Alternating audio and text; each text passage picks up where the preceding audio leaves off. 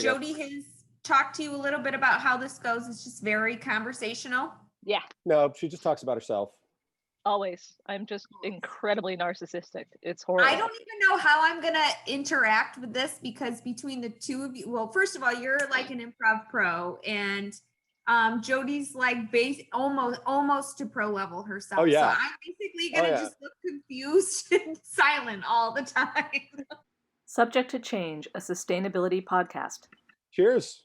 Yay, cheers. Finally, we got? have someone drinking with us. All right. Absolutely. Jody gave you the message this time? I don't have a problem with going right from the gym to having a bourbon. That's it's well deserved. Perfectly healthy to me. Well deserved. And no time for dinner in between. It's gonna be a good interview. And so we begin. Wait, did we start yet? Wait, are we recording? I mean, we're recording, but we're not really started. Well, you know what? We're recording, so if we say anything interesting, we can always edit it in. Yeah, exactly. That's what I was about to say something interesting. Warning. Yeah. Should I do that? Yeah, you can do that. Warning. Subject to Change with TJ Mannix. All right, everybody. I'm Lauren Stanek. I'm Jody Smits-Anderson. And welcome to Subject to Change. And today, our awesome guest is TJ Mannix. And we are so excited about this because this is one of our very first guests who really does not sit in the world of sustainability from the sense of the built environment, but we are going in a whole new direction. And this is admittedly my very first time meeting TJ. And I feel like in talking to him for, 15 minutes before this has happened and doing some research on him, I feel like, well, first of all, I'm a Twitter follower of his already because Twitter is amazing. So we'll get to that part. But Jody has described TJ as being a singer, dancer, actor, improv performer, teacher, and my two most favorite components, listener and communicator. Improv, the origin story. You are the founder of the New York Musical Improv Festival, right? So what is that? What do we well, there? You know, improvisation as an art form has been around for around 60 years. We don't have a father of improv. We have a mother of improv. We have a godmother of improv who's Viola Spolin, so while improvisation is working without a script, and often you might see something like Whose Line Is It Anyway, where the goal is to get a bunch of laughs as fast as you can. There's also improvised theater.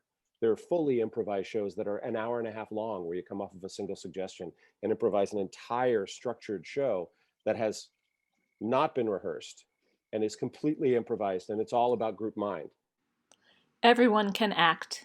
Everyone can improvise. Anyone who wishes to can play in the theater and learn to become stage-worthy. Viola Spolin. Anybody who ever did theater games when they were in elementary or middle school or in their theater groups probably came from Viola Spolin, and she started using these games. And initially she worked with young kids who were recent immigrants to the United States back in the 50s and 60s. And they were kids that were constantly told, no, you can't speak English, so you're stupid. You don't belong here. You know, and we're talking about, I would like to say that we were less evolved then, but sometimes I question whether there's been any. But these were kids who were always told, no, you're less than, you're not worth it. And one of the main rules of improvisation is there's no such thing as a mistake. It's about celebrating whatever choices are made and making them work. So she created these games that told these kids, regardless of your language skills or what generation American you are, great choice, good job, you're smart, you're creative, you're funny, you're awesome. And she empowered these kids using improvisation. That's the language of sustainability right there. Well, I think that it's the idealist version of sustainability. Maybe we have to border a little bit more into acceptance. While improv tends to be about like college age people drinking a lot of beer and trying to make each other laugh, it comes from a place of empowering everyone, but in particular, empowering those that are put down for no reason. I already learned something because I didn't know that story. I've always been fascinated with improv and I was part of an improv troupe in Albany for a while. I've always been fascinated with the idea that the entire purpose of people on the stage is to lift up the people around them. So if somebody creates something, your job is to actually amplify that creation. And in the world of architecture and sustainable design, the way, and it's the idealist view, the way we get to that regenerative concept is the same thing. What have we been given, and how do we amplify that beneficial aspect of that thing? It's just so cool. But I also like this approach that TJ is providing, which is basically that, you know, there's no such thing as a mistake. So therefore, the people who solely focus on the energy component, people who solely focus on the human health and well-being component, it takes the village, right? It takes the whole village to make it work. The power of yes and. And my kind of reaction to what I thought improv was, there seems to be this kind of immediate reactivity, right? And so to a situation that's happening on stage, and I'm wondering what the average person can kind of learn and take away from improv, and the way you learn improv. What can we learn? I think I mean I think that people have realized that improvisation has its place in the workplace in an incredible way, because along with saying there are no mistakes, the number one rule is to say yes and to add something. So yes and. So not only do you don't shoot down each other's ideas. Yeah. You say, yes, I hear you. And let me think what I could add to that to make that work as well, so that we have two brains working together. So the idea of saying yes in the business environment, where people tend to be a little bit closed off, and they're worried about their own career, and they may not be worried about the group mind. Improvisers, I do a lot of corporate improvisation work where people come in and they're like, yeah, well, whatever. And then they have fun, and without realizing it, they've actually learned something. They take risks, which is also incredibly valid part of such a valid part of improvisation, that it teaches you to stop questioning yourself and trust your gut. Emotional security. We have so much in the corporate culture and I work for government, in the government structure, that you always feel like you have to protect your flank, you know? And the only way you can be truly innovative is if you're comfortable where you are and who you're working with, and the ideas can flow without repercussions. So improv, that style, that ability to trust is huge, and creating that. And also the in the moment stuff is incredibly important, because sometimes when you take too much time to assess all of the difficulties, you get bogged down in all of the difficulties, right? I like the collaborative nature of what you're saying, because the way that I was kind of brought up was similar, but a little different, and maybe a little bit more negative, which is, to a client, the answer is never no. You just haven't found the right avenue to get them to yes. So my take on the answer is never no, there's still a bit of negativity in that. And I can really appreciate the sense of collaboration of yes and. It makes me feel more comfortable. Like there's like a loosening in my chest that happens when I hear yes and versus the answer never no. Like that's pressure versus, oh, collaboratively, we can come up with the answers never no, but it's yes and. So I love that as a reaction. Well, we say let's brainstorm, but don't screw it up. Yeah. Like that's kind of the corporate mentality. Filters get in our way. Should kill me for this, but I always bring up, I have a niece who's my oldest niece, who's now 26. But I talk about when she came home, and like the first Christmas, that my brother, sister, all the spouses, parents, we all sat around and just looked at her on a blanket. And we were supposed to have dinner and we forgot because we were just looking at her and we couldn't take our eyes off of her. And I know that part of that is because we have an instinctual need to protect humans. Like we don't put baby humans into the wild and expect them to survive. Unless like there are pleasant wolves and monkeys nearby who want to raise them in a Disney fashion. But she sat there and she had moments where she would see a reflection off of my mother's bracelet and she would be amazed. And then, you know, she farted and she was terrified, and then she laughed hysterically. Like, when was the last time you did that? You know, it's about Which one? No. being amazed by a bracelet is what I'm talking about. But the fact that you can respond genuinely, we now since then have been taught children should be seen and not heard. Women don't talk that way. Real men talk this way. Nobody wants to hear what you have to say. We have all these filters that have been put over us. So now we communicate through all the crap that society has put on us. And very rarely do we get to like lift it all off and actually just communicate and vibrate at our own kind of natural frequency. Yeah. Discuss. Boy, the vulnerability in that is significant. And I think my first response is that being vulnerable takes an amount of strength that most people don't recognize.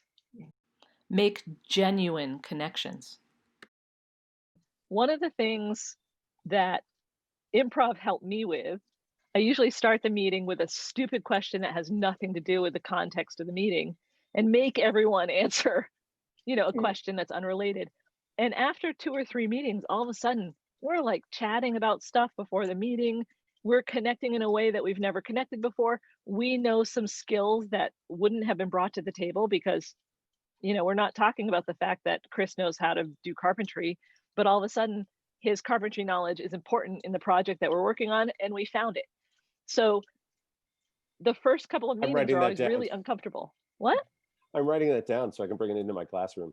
So what are you doing to be outside a little later into the season? And we went around the table and everyone, or the virtual table, and everyone said what they were doing. And every single comment had something to do with gathering with other people in some way, whether it be hanging out on the porch with your husband, or my family built a deck 2 years ago and we never used it until this year, whatever. And then our whole meeting was about building the residence hall of the future. And I said, okay, now that we've all said that, it made me realize maybe we should talk about outdoor spaces and residence halls and how we need to change residence halls to embrace outdoor spaces. And everyone on the call was like, oh my God. The outdoors is in again. They're starting to build these permanent wall-less structures for outdoor eating.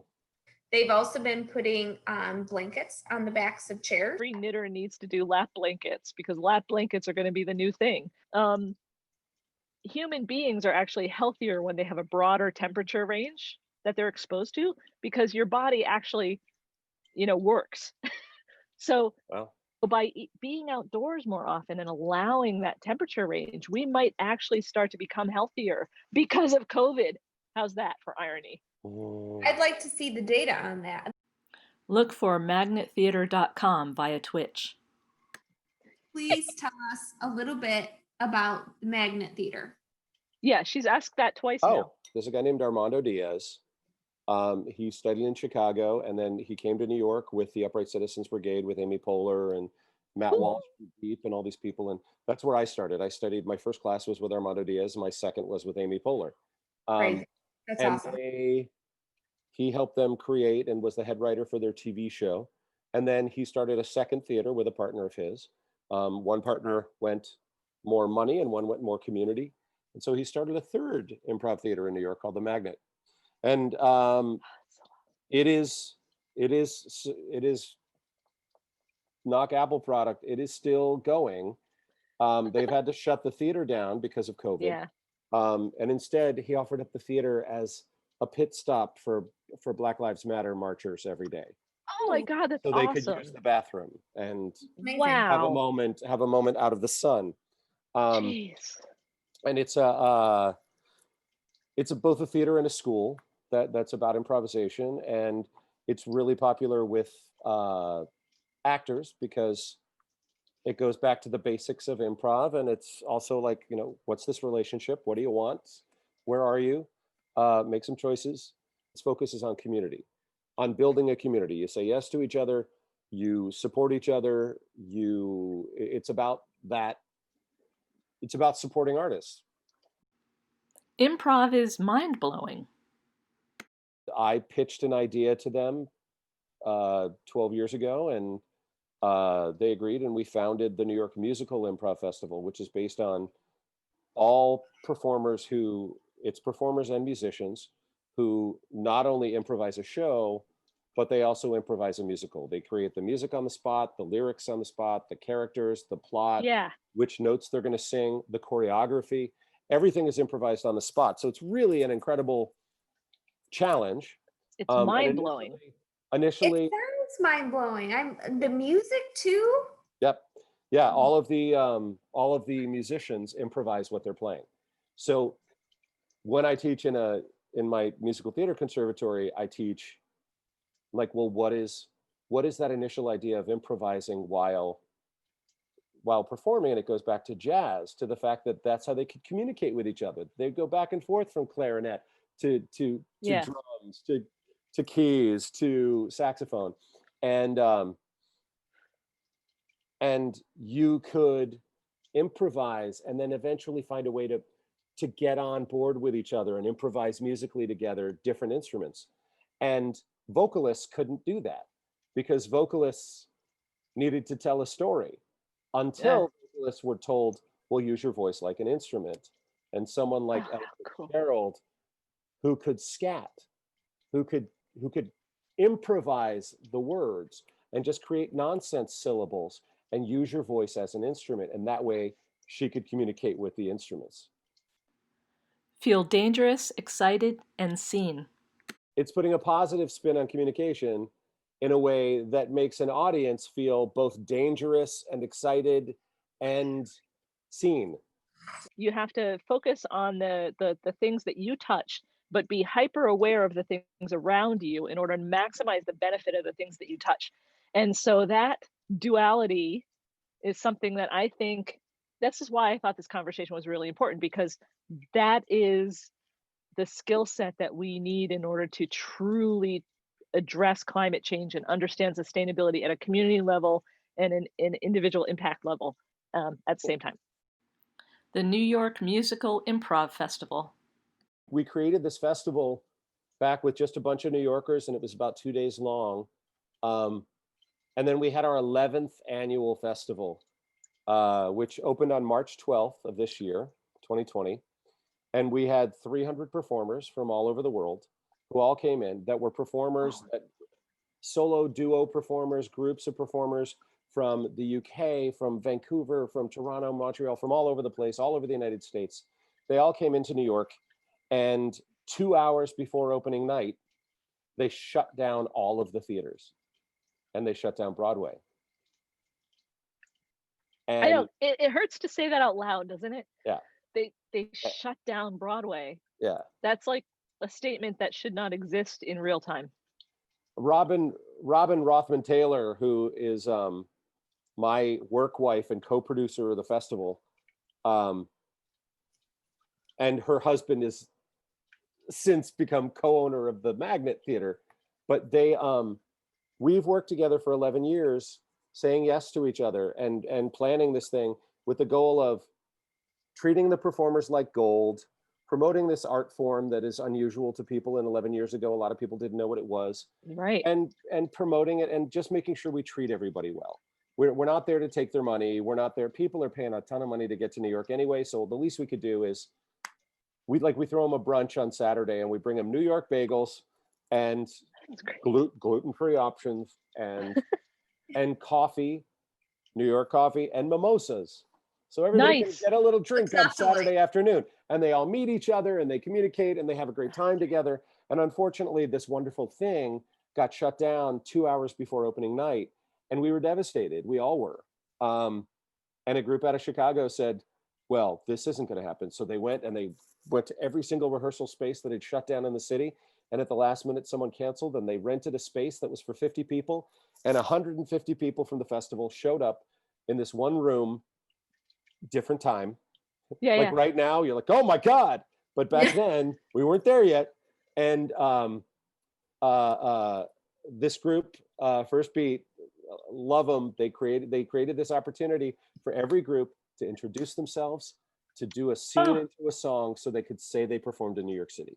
Oh my God, Yeah. that's awesome. And so they made it happen. It was really the solidification of that community in that moment, which was incredibly valuable. Did that help you to pivot when you needed to pivot and you chose to go remote for the festival? Because Well, I found my watch time, I watched that one half an hour when you were that amazingly mean Russian. That was awesome. Improv makes it work. Zoom had no way to share audio. Only one person could have that yellow box at a time. Yeah. You can't talk at the same time and have it both happen. So you can't sing together. You couldn't until we had the opportunity. And I give a shout out to a guy named Justin Torres in New York, who brilliantly found an audio workaround for this, along with a guy named Frank Spitznagel, who's a like Lord God King of the musical improvisers in town of keyboard players. And he found a way to use an app so that the three of us would be here doing our show, but we would also have headphones hooked up, and we would have a separate app open so we could hear the musician, so that it didn't cut off. So we Yeah. could hear both at the same time. So we had to have a tech rehearsal with all 200 something people, and we did this virtual festival. And instead of 4 days, we had to expand it to 6 days, because we weren't going to put anybody at 11, 12 o'clock at night. We're like, nah, everybody gets prime time if you could pull this off. So we did an entire week. It was exhausting. We learned that you could harmonize if you let someone else sing first, because if I sing and you hear it, then you can come in with a note. So it was really innovative. And you had the really backgrounds too. You did those and people cool used virtual backgrounds. Were really creative with that to create like 1950s kitchen. Yeah. Improv is generous. We gave everyone this technology. Yeah. And a lot of these groups hadn't performed in 4 months, and they missed it, and it hurt. And their theaters had shut down, and a lot of theaters had shut down completely and gone bankrupt and couldn't pay their rent. And It's just crazy, yeah. And so these people took the technology, and now they're doing shows in Portland and Austin and Oklahoma City, and they're doing it, and they're continuing to evolve and find creative new ways to use the technology to create new versions of this art form. Makes me feel like the end of the world is not actually in sight. Lovers of the arts can watch real time or sort of real time. Yeah. How do we support? Tell us how to support. Oh my gosh, I literally just got a text on my phone that says the Magnet Theater is live, because we've been doing shows 7 nights a week since we figured out how to do it. And so all of the performers are performing from home, and they have learned and they've evolved and they've figured out how to utilize Zoom and how to make it work, how to do things where, like, if they have something that covers up something that covers up, if everybody covers up their window, then everybody looks at the people whose windows are open, and looking at how to find artistic ways to do this, where, for instance, so cool. I can shut off my video and now there's just 2 of you on the screen.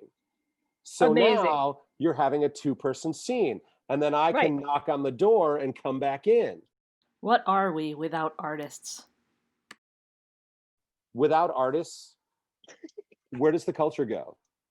Right. Artists are innovators. They're the creative. They're and unfortunately right now in the world in 2020, artists are also penniless and homeless, more than they usually are.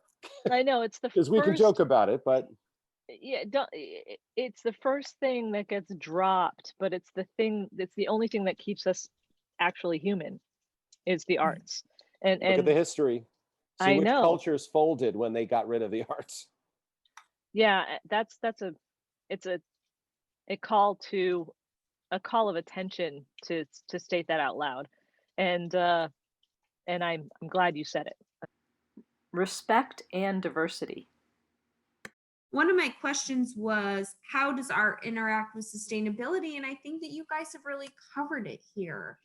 I don't think we're talking about sustainability in the sense of built environment, obviously, but we're talking about sustainability of community, sustainability of the arts, which supports a broader community, which then ripples into the built environment ultimately. And cultural awareness. I think that's the other aspect that arts brings us that we don't acknowledge enough. One of the way TJ and I met was, exploring other cultures while traveling and performing. I think art opens your mind in that same way and allows you to understand that different is not bad.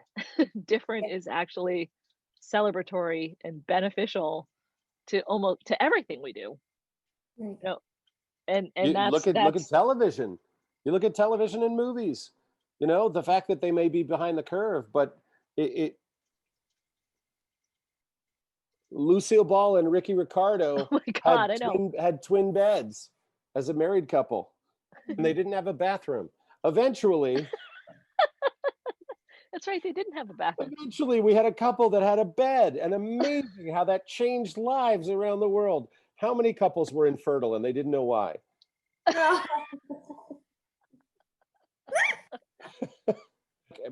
LGBTQ representation in film and television. Looking at oh, look, that is a Black leading man. Yeah. Or looking Shocker. at someone and you say, oh my God, I saw me out in the world for the first time. Right. And that might keep me from losing myself or taking my own life. Yeah. There's an incredible power that artists have. And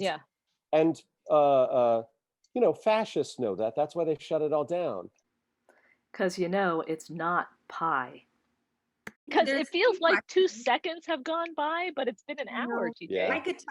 I could talk to you for the rest of the night. Oh, I know how long it's been. I've been nursing mine. That's over. I refilled once. What's the biggest initiative for you right now? What's, of all of the things in the world, what do you find most important to put a fine point on? Oh, for me, it's all about equality, and the fact that acknowledging that even though your life might be hard, other people had it much harder, and realizing that doesn't make you less of a person to acknowledge it, acknowledge whether you want to use the word privilege, whether that's a white privilege or a straight privilege or a male privilege or the privilege that comes with age, or wealth. There are a lot of things that you can have on your side that makes your life easier. And that doesn't make you a bad person to acknowledge that, it's a good thing for you. But but we live in a world where there are people fighting, like holding on so hard. They refuse to evolve and acknowledge the fact that everything's not going to be taken away from them if they allow other people to have oxygen. TJ's heroes. So I've learned so much. So yes, Anne, don't shut people down in the middle of their monologue. And then my final question to you, the best question. Who's your hero? Who should we all be following? Whether they have a Twitter or whatever, who's the person that can instill the most amount of greatness in all of us right now? Wow, that's so hard, because I believe I have like my gods, my Greek gods that are all constantly fighting and dramatic. When people ask about my hero, I always say Carol Burnett. Ooh. Because Carol Burnett was a trailblazer. Yeah. Incredible artist, incredibly smart, so funny, but also said, no. I am going to be a producer on my own show. And yes, and I am writing, and I am going to do these amazing things. And she was such a trailblazer. She was also kind of the answer for like, who are you going to have dinner with? You know, I'd be like, Carol Burnett, clearly. You would not be able to eat. I mean, I know, seriously, it would be I like, can I eat know. later. let's Yeah. have dinner. I would go out like shopping with her, but I wouldn't eat with her because I would miss the food. I wouldn't be able to, I wouldn't be self-aware enough to know why I value certain people unless unless I grew up the way I did with my parents. And so you're not going to follow them on social media, but but Tim and Kathy Mannix, my parents, were both they're both really badass in many ways. Very They cool. they fought through it and maintained their marriage for over 55 years. They raised decent people who have values but don't impose them on other people, and who have a sense of humor and a sense of what's the word? They're allowed. They can laugh at themselves. My father was the first salesperson to become a director at IBM. He's the first person to come in through the people side. It was the first time Wow. IBM said, wait, a non-engineer running stuff? Yeah. Um, Probably did it damn sight better than most of the Yeah. engineers Probably do. so. yeah. And my mother was a nurse and a tomboy, and she went to see Pulp Fiction by herself Sweet. and liked it. And there's all these reasons why, but I would say also last night we just had a Zoom call with our entire extended family for my mom's 80th, and my dad's about to have his, and they're both just Wow. they're I grew up in the house where they were like, your parents are really cool. No, they're not. Shut up. Stop saying that. And it took me a while to realize that my parents are cool, but not just because they're not like, we'll let you have a beer cool. They actually shone their light on the other people and like paid That's attention to really them, and knew their names, and were and people came in and they felt like, oh, that feels like a home, you know? that's cool. So while I have my heroes in the arts and I have my heroes in the LGBTQ community and I have my heroes who are just trailblazers in the world, there are so many, and I have my comedy heroes and my musical theater heroes. Right now, I would have to say it's them, it's my parents, because they did the best they could with what they were given, and better than that. You know, none of that surprises me in any way knowing you. But that's beautiful, TJ. That's awesome. I want to meet your parents. I'm guessing that TJ's parents don't have their own Twitter handles. So for those who are interested in getting a cross section of it, please follow TJ at TJ Mannix. It's TJMANNIXNYC on Twitter. I can assure you I followed him just before the start of this podcast because his posts are so exceptional. Share stories of your parents and activate that Twitter feed. feed. Your parents so that we get a little bit of your heroism through them. This has been Subject to Change, a sustainability podcast.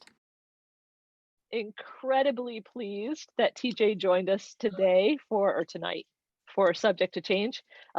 It is fascinating to me how in the moment acceptance, improv style can help feed the sustainability work that we do, because embracing what you have and finding out how to make it work well is part of the sustainability picture.